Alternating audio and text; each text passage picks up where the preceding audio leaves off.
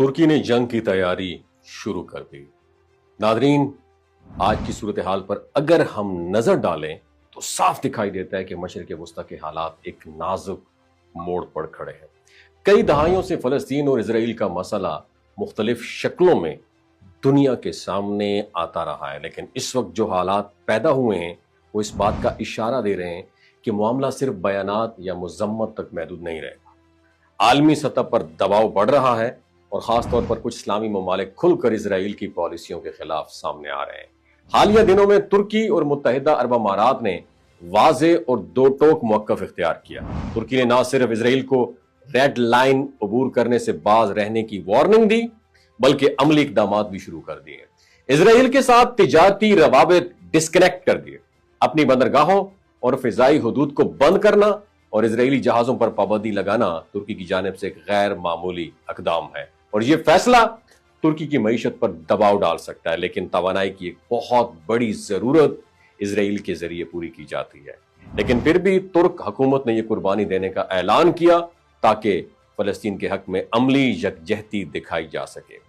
मुत्तहिदा अरब अमारात ने भी एक बार फिर वाज़ेह किया कि मगरबी किनारे को इसराइल का हिस्सा बनाने की कोशिश किसी तौर पर भी काबिल कबूल नहीं है। अगर इसराइल ने इसी डायरेक्शन कदम बढ़ाया तो ना सिर्फ इब्राहिम अकार्ड मुतासर होगा, बल्कि वो तमाम ममालिक जो इस अकार्ड का हिस्सा हैं पीछे हट सकते हैं।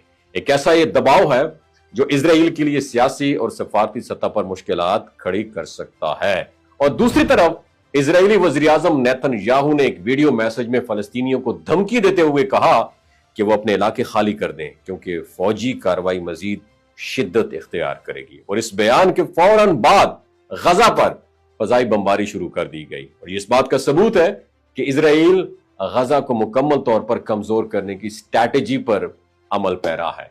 तुर्की ने इस मौके पर अपनी अस्करी सलाहियतों का मुजाहरा भी किया और हालिया दिनों में सुपरसोनिक मिसाइल का कामयाब तजुर्बा, जिसकी रेंज 800 किलोमीटर तक पहुंच सकती है, जो तिल अबीब जैसे टारगेट को निशाना बना सकता है और तुर्की के इस मौक़िफ़ को एक और मजबूत करता है कि अब सिर्फ बयानात से आगे बढ़ने का वक्त आ चुका है। द क्वेश्चन इज दैट कि ओआईसी या अरब लीग जैसे प्लेटफॉर्म्स किस तरह का रद्द अमल देंगे। अगर ये इदारे सिर्फ एलामिया जारी करके खामोश हो गए तो इसराइल अपनी कार्रवाइयां जारी रखेगा, लेकिन अगर तमाम मुस्लिम ममालिक मुत्तहिद होकर एक ही जबान में इसराइल को सख्त वार्निंग और अमली इक़दामात उठाएंगे तो मुमकिन है कि गजा पर जारी बर्बरियत को रोका जा सके। असल इम्तिहान यही है कि आया मुस्लिम दुनिया अपनी सफारती और मुआशी ताकत को बरूए कार लाती है